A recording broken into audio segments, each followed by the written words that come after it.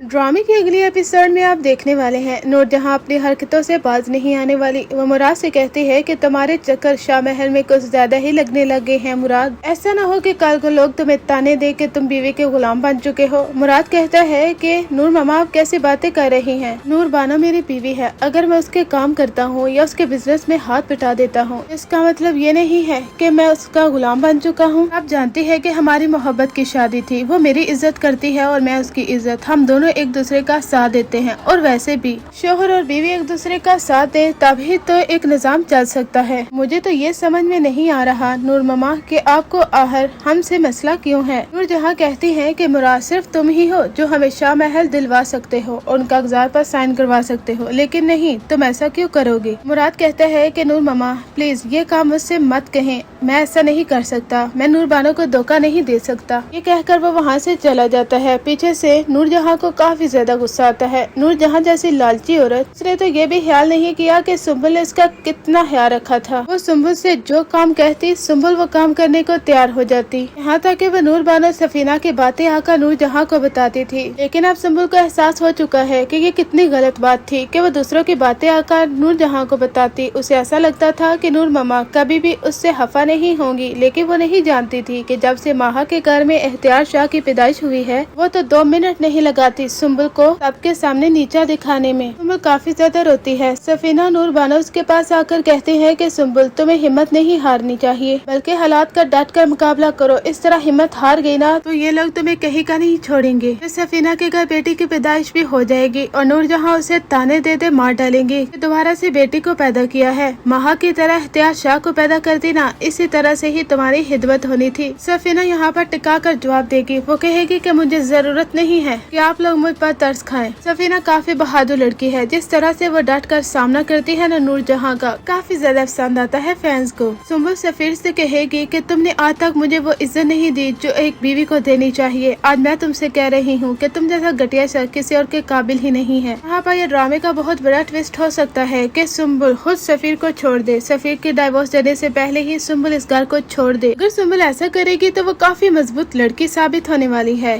क्योंकि एक ऐसी लड़की जो कि अपनी सास का हर कहना मानती हो। लेकिन क्या हुआ, जब माहा के घर इख्तियार शाह की पैदाइश हुई तो उसकी सारी इज्जत खत्म हो गई। माहा के इस घर में आना ही नूर जहां के लिए खतरे की इलामत है, ये नूर जहां को निचवा कर रख देगी। हम सब लोग भी काफी एक्साइटेड हैं ये देखने के लिए कि कब नूर जहां अपने अंजाम तक पहुंचती है। नूर जहां के अंदर शाह महल की लालच अभी तक खत्म नहीं हुई। वो मुराद से कहेगी कि तुम्हें कागजात पर साइन करवाने होंगे क्योंकि शाह महल को हम हासिल करके रहेंगे, लेकिन मुराद साफ साफ इनकार कर देता है। वो कहता है कि मैं ऐसा नहीं करने वाला, क्योंकि मैं नूर बानो को धोखा नहीं दे सकता।